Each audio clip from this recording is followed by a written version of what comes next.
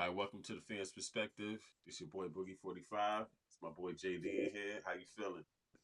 Everything good, bruh. How you feeling tonight, man?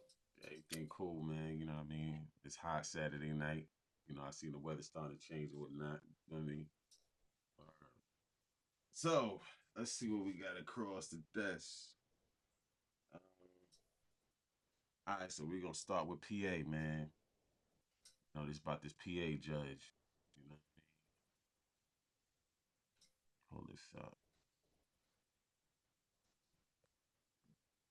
Judge from Dauphin County faces up to 60 years in prison for shooting her ex-boyfriend as he slept.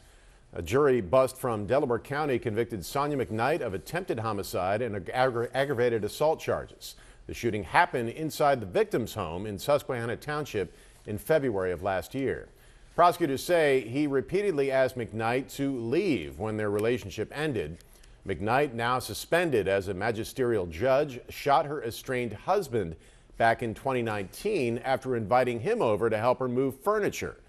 Police deemed that shooting self-defense and never filed any charges. Yo, what you think about that, bro? Mm, man, it sounds like she got it's a pattern. You know what I mean? It looks like she's known for popping her, the people that she's the known, Black Widow. She like to Yo, mess on, she like to pop the people that she mess on. Yo, that's crazy, son. Like, I was just like, yo, like you popped him in the head because he was about to leave. He was like, I guess they was going back and forth, and he was like, yo, I'm out of here. And she was like, are you serious? And he was like, yeah. He went to sleep in there.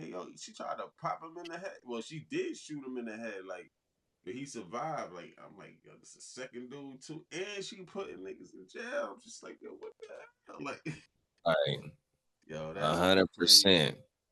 That's That's like they need to go look at all her previous cases from DVs, you know what I mean, all types of spousals and whatnot, you know what I mean, because she might have some type of stigmatism towards other people, toward a male or whatnot in certain situations, because you see she got problems with the males in her life, you know what I mean, 100%. for So real. it's clearly that this lady right here is something wrong with her, 100%, bro. For real. Like, I'm just like, yo, that's wild, bro. Like, now I want to see like what's gonna be the next phase in that. Like, you know what I mean? I was like, is she going? She sounded like she faces 60 years. Oh, that's gonna be crazy. And then imagine like she know how to get off too. Like, oh She could be man. her own lawyer. Mhm. uh That's a fact, Right. bro. On everything. And cold thing is though, she got off for the other one for self-defense, you know what I mean? So was bruh beating on her or something like that? Or was it multiple reports of them having DVs in that household? That's why she got off like that, you know what I mean? But Yeah. whether she got off or not, you know what I mean, it's a pattern. She didn't put the thing out on two of previous, or whether it be husband, boyfriends, whatever they is, you know what I mean, 100%. And now attempted homicide, facing Yeah. 60, you said. Yep. Faces 60. Yeah. Yeah, what I mean? I'm just like, wow. My thing is like, you say domestic violence. I don't know. I think if he would have put his hands on her, he probably would have been dead Right. or unalive. My bad, unalive.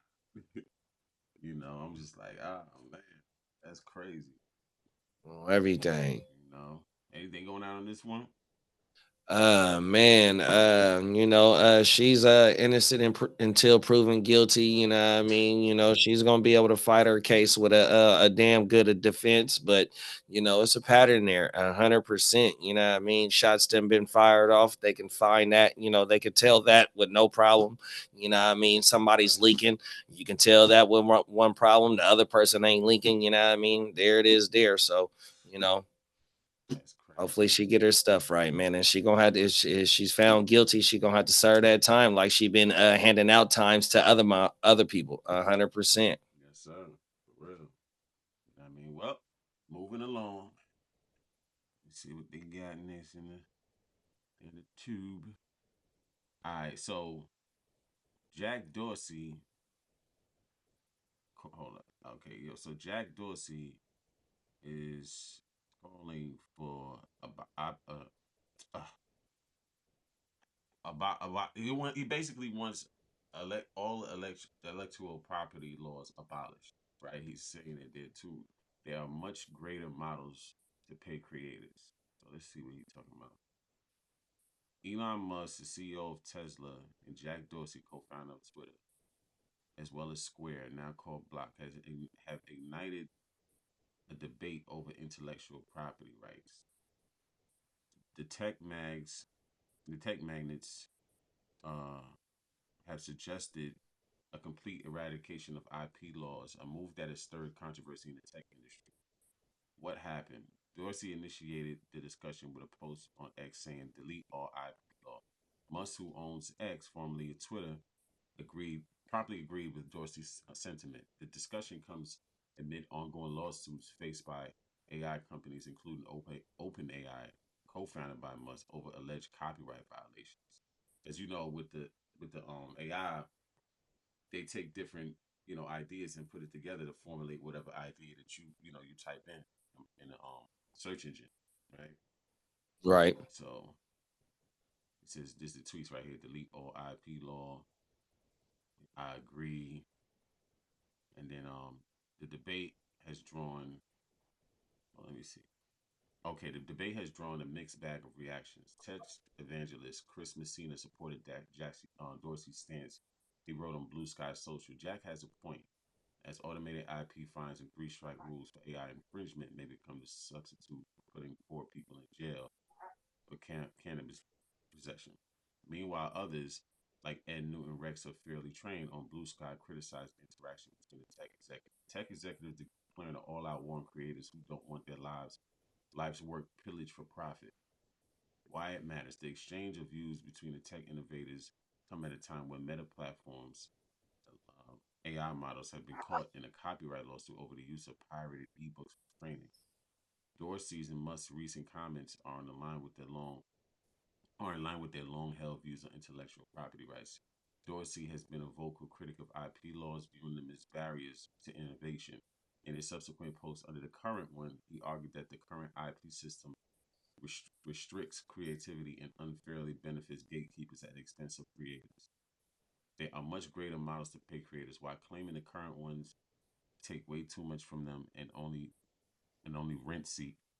Similarly, Musk's endorsement of Dorsey's post is consistent with his 2014 Tesla patent pledge not to enforce patents against good faith users. However, in a twist of events, Tesla sued Australian company CapXX in 2023, suspecting the supercapacitors used for energy storage and EV batteries likely infringe on and two U.S. patents held by a Tesla subsidiary. All right. So, what you think about that, bro? Um, Bruh, Dorsey is talking about there's ways to pay the creators better and stuff like that. But like, right, the solo videos that I put into, that I make and I put my hours into making that, I just don't want to throw that up on the net and don't own that though. Okay, you might be paying me better, but you know what I mean? If I ever get to that point, you know what I mean, 100%, but I don't own that, you know what I mean? No, just because I throw it on the net, I know it's there forever, you know what I mean? But the stuff that I put my work in, my blood, sweat, and tears in, that's me. That's Himothy. You know what I mean? That's just like somebody writing they music, they R&B, they raps, whatever it is, they rock and roll, they country. You know what I mean? Just because it's out there in the metaverse don't mean that it's everybody's.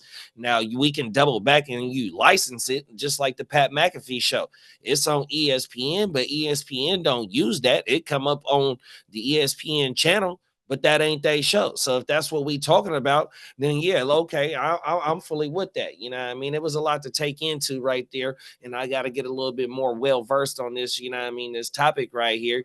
But in my opinion, I just don't want to be saying, or me throwing my blood, sweat, and tears on the net, and what I mean, I just don't own it. What I mean, if I'm taking that right, please forgive me. Yeah, I think it affects licensing because licenses is another hustle because it's like you have intellectual property and somebody may want to use that intellectual property, so you license it out to them for a certain period of time and you get paid for that. You know what I mean? That's what I said about the McAfee show. Yeah. So now that affects that, right? And then who's to say that they're not gonna abuse that? All this good faith crap, like get out of here. You know what I mean? You guys, if given an opportunity, you're gonna abuse it. Period. So I don't even want to open that door. You know what I mean? You mean to tell me people make something from their own mind, from their own creation, and you're just gonna snatch it? That's the whole reason why the patent laws were put in place in the first place. You know what I mean? Like, so I don't agree with that. You know what I'm saying? Because the problem with AI right now is like AI uses different things to, put ideas together. But like I said, some things you have to get permission to use. You can't just grab at Right. everything. You know what I mean? So, you know, So is the is the what's the law we just said, patent. the intellectual property, is that only for the US, or is that because like how China got the deep sea? Now, is that the intellectual properties out there, are they allowed to use all the content creators if they want to use their stuff, or is that just only an American thing? Because like because I use DeepSeek to help me with with my content and all that, what I mean, 100%. So I don't understand how they will wop, and what I mean, and here it is, we still struggling to even get stuff up and running for the people. I mean, I don't know how their patent laws are overseas, but I know over here, you know, a lot of people have a lot of intellectual property, and they talking about it's something that's stopping AI. Well, I mean, at the end of the day, because I guess, when somebody writes a book, for instance, and you take a page out of that book, and then now this stuff goes into AI. This book goes into AI, or this chapter from this book goes into AI, and now everybody is using this stuff. They're using it with let's say on Instagram, making reels, videos, whatever the case may be, but nobody bought the book. Mm, You understand what I'm saying? So, right. you know, I that's my thing. Like, so how does that person get paid? Because with a book, you get paid off sales. So you mean to tell me as time goes along, that book is going to continue to make money. So that turns into a revenue stream.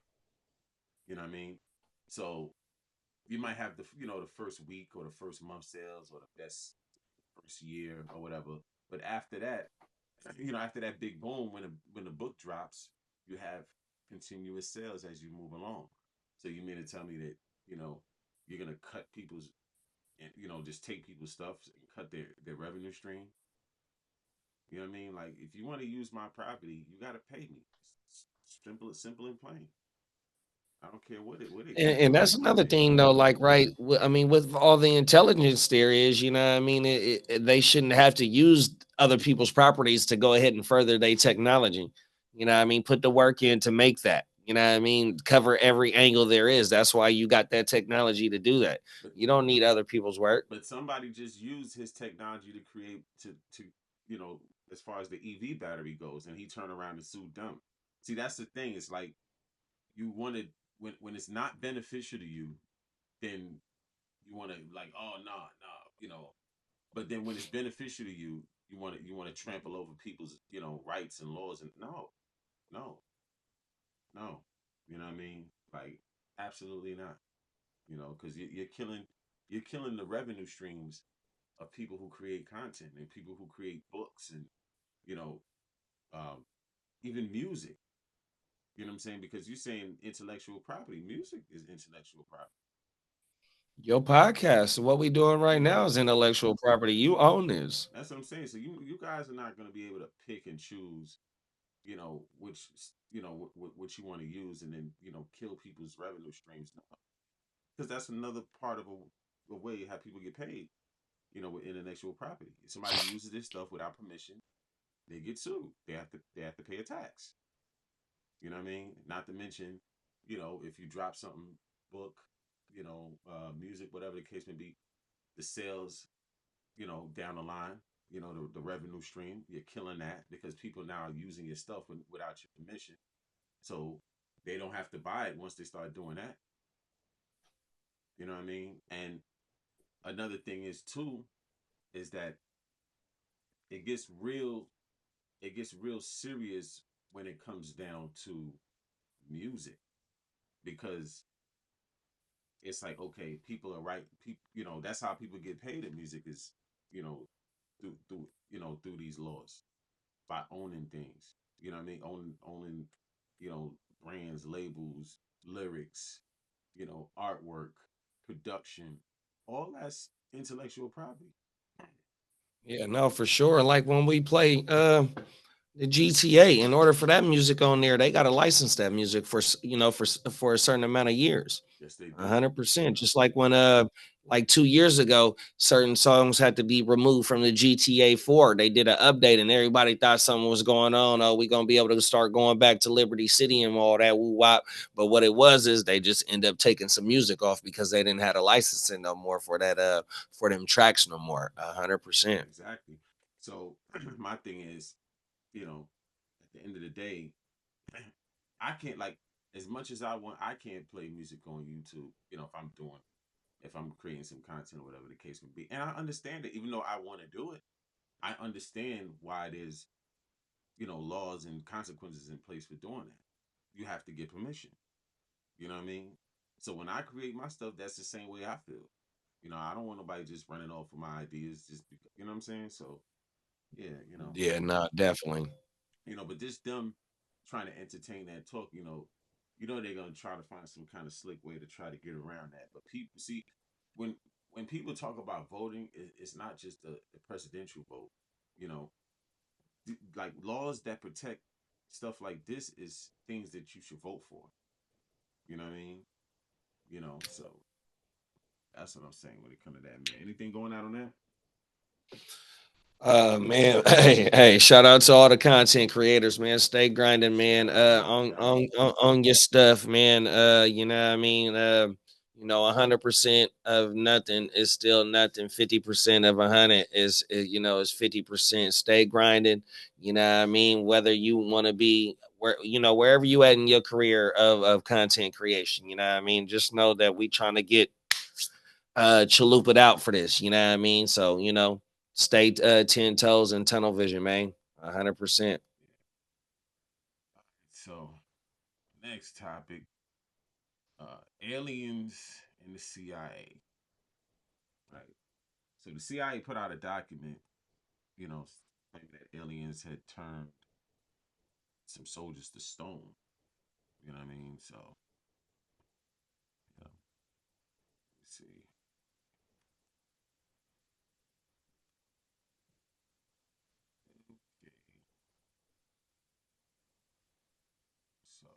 Okay. We have a report of an unidentified aircraft. No authoritative information, either to their nature, their origin, or their purposes here on Earth. Because too many others know what's happening out there. And no government agency has jurisdiction over the truth.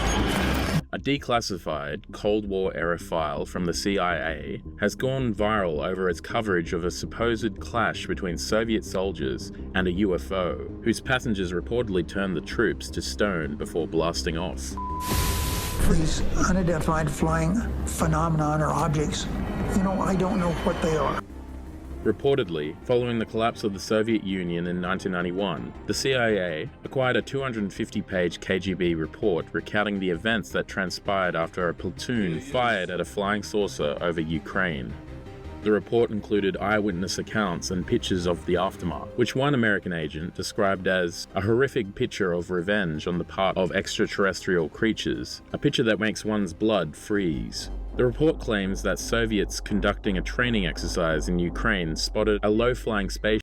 Oh, and I got the documents as well. So spaceship in the shape of a saucer soaring above their heads. During the encounter, one of the Soviets fired a surface-to-air missile, which struck the UFO and sent it crashing to the ground. In the report, a surviving soldier claims that it fell to Earth not far away, and 5 short humanoids with large heads and large black eyes emerged from it. After escaping the debris of their ruined ship, the beings allegedly huddled together and merged into a single object that acquired a spherical shape. In a few seconds, the spheres grew much bigger and exploded by flaring up with an extremely bright light. At the very instant, 23 soldiers who had watched the phenomenon had turned to stone poles. Only 2 who stood in the shade were less exposed to the luminous explosion survived. Yeah, so that's wow, man. What you think, man? Hey, right off the rip, the narrator with the fake Russian accent that got me crying. Oh my mama, that's what I'm on right now. I ain't gonna lie. Oh, everything. But shout out to the people that stood in the shade and was able to survive to tell this story. Oh my mama, for Oh, sure. yo, now this is the paperwork right here that they put out, the documents. These are the this is from CIA.gov. These are the documents right here. You know what I mean? So, whenever y'all get a chance, y'all look that up. You know what I mean, and go over that document. But it really happened. It really happened. Oh, another thing. Hey, the Russians, hey, they dead on aim with them cannons they got because they made the aliens mad, bro. They shot that motherfucker down. The aliens was like, look, bro, we ain't here on no bullshit.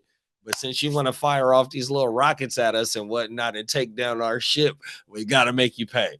100%. Do you think that you think America is ready for? You think this world is ready for a war like that? For an alien war? Yeah. Hell no. And the aliens been here. You know, everything. The Americans, the just in general, people like they have some of the technology to manipulate that you think that you've seen stuff like that, you know what I mean, to get you riled up, you know what I mean, to try and control the sentiment of, you know what I mean, here it is now. This is in the 60s or something, this happened, you know what I mean? We starting to get stuff, or in the 90s, whatever it said, 1991, please forgive me. But we also got other instances where we got pilots and Navy pilots, just even regular airline pilots and stuff saying what they seen and stuff, you know what I mean? But it's taken so many years for it to come out and be finally finally admitted by the government, CIA and whatnot. So what I'm trying to say is that that stuff been happening, you know what I mean? You can even say it with, with the pyramids and stuff like that, you know what I mean? When you look at the hieroglyphics and the depictions of what they have on there, and it don't look like regular humans, so you can say that's outer beings, them as the gods, whatever it is, whatever you believe in, you know what I mean? It's been they say it's been here for a long time, bro. I don't know. I think it'd be pretty selfish for us to think that we're the only species out there. Like, come on, man. I'm pretty sure there's other things out there. It's a galaxy out there. You know, it's we don't even know the ends of it. You know what I mean? So, Right. you know, but yeah, man, I don't blame them. You know what I'm saying? Like, you We know, still learning about ourselves too, though. You know what I mean? If the stuff up under the pyramids is true, with the sonars and they got the seeing up under there, that adds a whole nother level. You know what I mean? They steadily finding, ancient civilization cities and stuff in the rainforest. Still archaeologists are still finding cities in Egypt and stuff like that. You know what I mean? We still finding out about us, and it's still taking us further and further and back of what we really thought it was, bro. 100%. yeah. I mean, I think the one way that we can benefit though, if us and the extraterrestrial species link up, man, is the technology. They technology gotta be light years ahead of what we trying to do. From them spacecrafts and all of that type of stuff. Like, they technology gotta be the next level. Well, if the ancient Egyptians and other civilizations was able to generate electricity back then, we know electricity from Benjamin Franklin and Albert Einstein and stuff like that. You know what I mean? So just imagine if they was able to conduct it and hold it and put it to use back then. You know what I mean? There it is. There. You know, whether it was something that you know what I mean, it would be crazy, bro. It would completely rewrite the whole, the whole everything, bro. Yeah, definitely. Anything going out on that? Don't shoot nothing at no flying saucers. Don't shoot nothing at no droids, I think they call drones. Yeah. Don't shoot at no drones, because them could be the police drones and they gonna come and get you for doing that. So you know what I mean, just leave it alone, bro. 100%. Definitely, definitely. All right, so for the last topic, we got the Switch 2. You know, this joint. So the Switch 2 pre-orders begin on April 24th in the US. Price remains $449.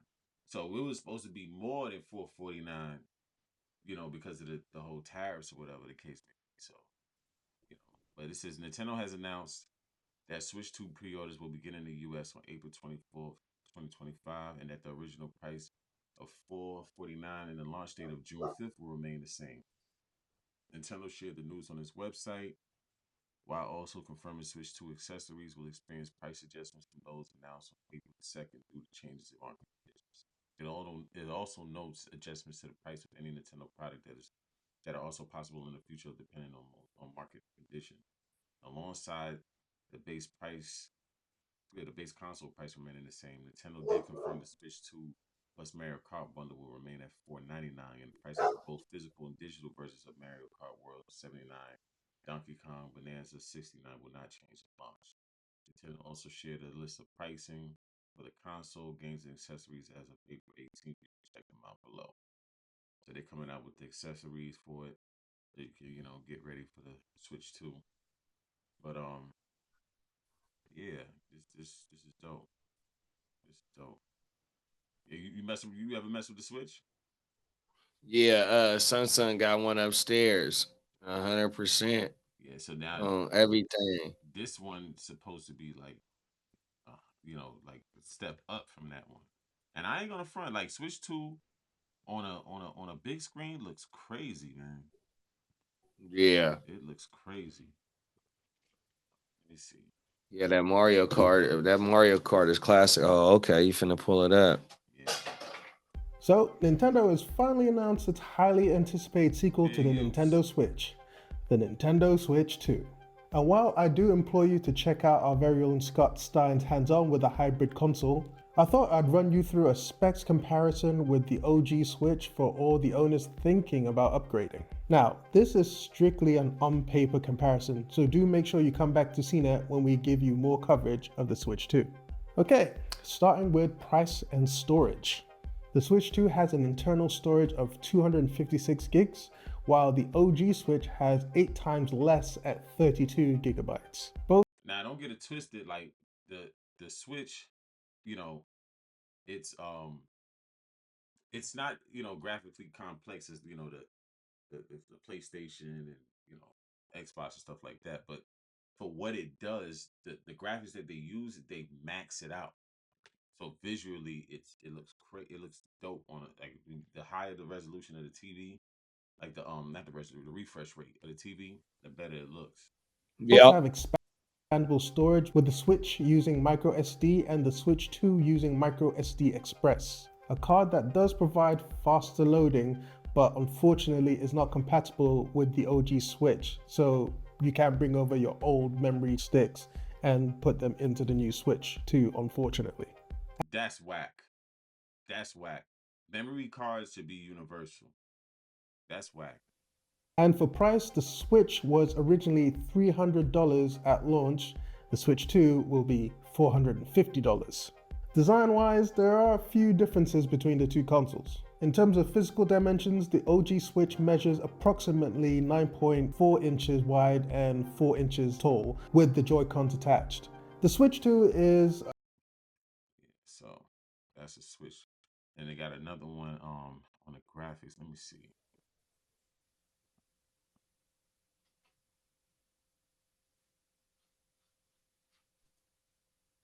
Okay. So this supposed to be how the Switch 2 looks. It's graphically night and day for Mario Kart 8. I mean, just look at it. Wow, the one on the right is so much better. Oh, wait, hold on a second. That's not right. There we go. Wow, the one on the left is so much better. That's the power of the Switch 2, baby. It's graphically night and day for Mario. Yeah, so the Switch 2, that's gonna be I think Nintendo got it right with this one though, because they, you know what they did, instead of them chasing graphics, I think they chased what's gonna be fun. Because PlayStation, they got the most serious games. You know what I mean? Like when you get on Switch, you just want to have fun on it. It's not, they have some serious games too, like some serious RPGs and stuff like that. But for the most part, you get on there to have fun with a Switch.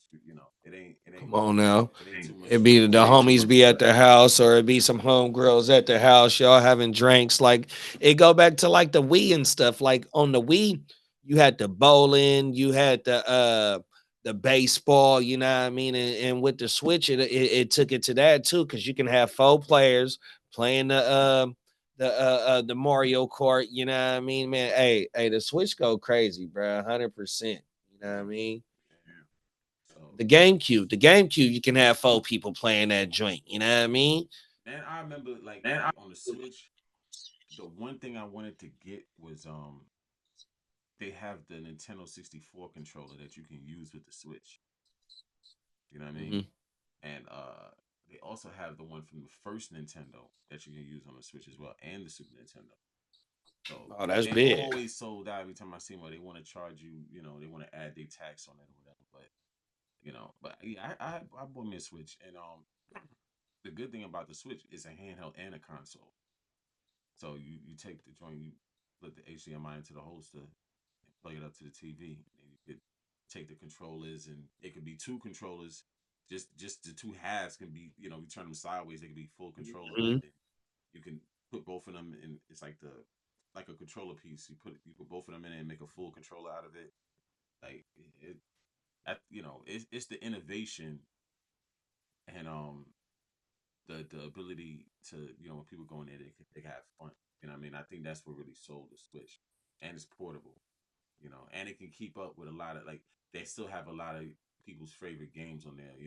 RPGs or what have you. So, and the Switch, you can go on Nintendo Online and get the old games, because I got older games on there as well.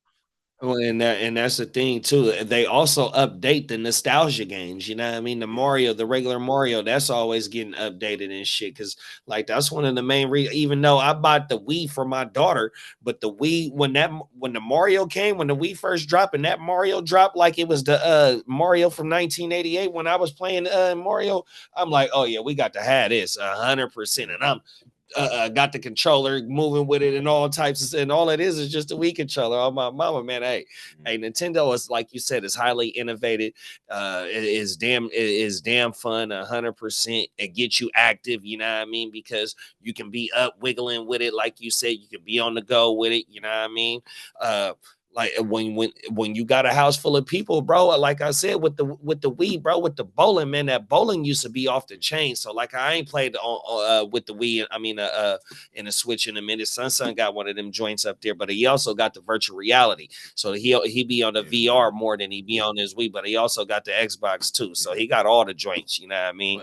But yeah, The though. thing is, with the Switch, see, I know why Nintendo went that route though, as far as like stop trying to keep up with the graphics, because there was a few companies like, well, not companies, but 2 systems that flopped back then in like the late '90s, early 2000s. But no, it really was the late '90s, which was Dreamcast and Sega Saturn. They both flopped, and they were next level systems. You understand? So I think Nintendo and then Sega ended up going out of business as a company as far as making consoles.